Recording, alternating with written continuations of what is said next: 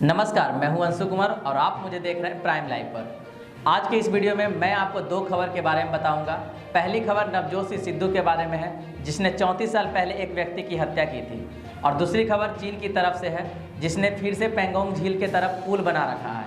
चलिए जानते हैं क्या है मामला। इन दोनों मामलों के बारे में जानने के लिए पूरा वीडियो देखें। अभी तक आपने नवजोत सिंह सिद्धू को भाषण देते हुए, क्रिकेट खेलते हुए और एक हास्य शो में ठहाके लगाते हुए देखे होंगे, लेकिन इसके पीछे नवजोत सिंह सिद्धू ने करीब 34 साल पहले एक 65 वर्षीय व्यक्ति गुरनाम सिंह को एक मामूली विवाद में सिर पर मुक्का मार दिया था, जिससे उन्हें ब्रेन हैमरेज हो गया और इलाज के दौरान उनकी मौत हो गई। इस तरह से देखा जाए तो नवजोत सिंह सिद्धू ने एक व्यक्ति की हत्या की थी। चलिए जानते हैं क्या है मामला। कांग्रेस नेता और पूर्व भारतीय क्रिकेटर नवजोत सिंह सिद्धू के लिए वैसे आज का दिन बहुत ही अहम है। 34 साल पुराने रोड रेज केस में सुप्रीम कोर्ट की 20 मई को फैसला सुनाने वाला है। पुनर्विचार याचिका पर सुनवाई करते हुए देश के सर्वोच्च न्यायालय यह तय करेगी कि उनकी सजा बढ़ाई जाए या नहीं। याचिका में कहा गया है कि सिद्धू की सजा कम नहीं की जानी चाहिए। जब यह कांड हुआ था उस समय पंजाब हरियाणा हाईकोर्ट ने सिद्धू को गैर इरादतन हत्या में 3 साल की कैद की सजा सुनाई थी, जबकि सुप्रीम कोर्ट ने इसे बरी कर दिया था, लेकिन चोट पहुंचाने के मामले में 1000 रुपये का जुर्माना लगाया था। दरअसल बात 27 दिसंबर 1988 की पटियाला की बात है, जब सिद्धू ने रोड के बीच पर जिप्सी पार्क की थी। जब पीड़ित और 2 अन्य बैंक से पैसा निकालने के लिए जा रहे थे, सड़क पर जिप्सी देखकर सिद्धू को उसे हटाने को कहा। फिर यही बहसबाजी शुरू हो गई और फिर बाद में हाथापाई भी शुरू हो गई।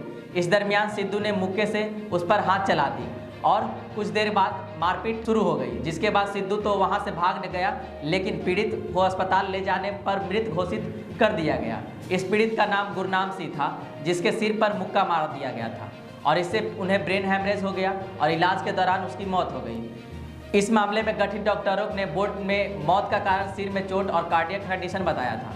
इसके बाद सितंबर 1999 में निचली अदालत ने नवजोत सिंह सिद्धू को बरी कर दिया था, लेकिन हाई कोर्ट ने दिसंबर 2006 में सिद्धू और एक अन्य पर गैर इरादतन हत्या मामले में दोषी करार देते हुए 3-3 साल की कैद की सजा सुनाई थी, जिसे दोनों ने सुप्रीम कोर्ट में फिर से चुनौती दी, जिसके बाद उच्चतम न्यायालय ने सिद्धू को पीड़ित के साथ मारपीट मामले में दोषी करार देते हुए 1000 रुपये का जुर्माना लगाया था। इसी मामले में अब पीड़ित की ओर से सुप्रीम कोर्ट में रिव्यू पिटीशन दाखिल की गई है। नवजोत सिंह सिद्धू के क्रिकेट कैरियर के शुरुआती साल ही था।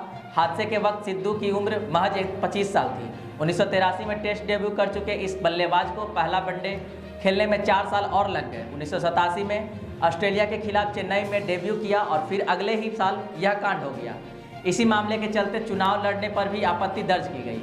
बाद में सुप्रीम कोर्ट ने इसे इजाज़त दी थी। मृतक गुरनाम सिंह के परिजनों ने 2010 में एक चैनल के शो में सिद्धू के द्वारा गुरनाम को मारने की बात स्वीकार करने की सीडी सुप्रीम कोर्ट में दाखिल की थी। अब देखना यह होगा कि इन सुप्रीम कोर्ट का क्या फैसला सुनाती है। क्या इसकी सज़ा बढ़ेगी या फिर कोर्ट इसे रिहा कर देगी। चलिए चलते हैं अपनी दूसरी खबर की ओर।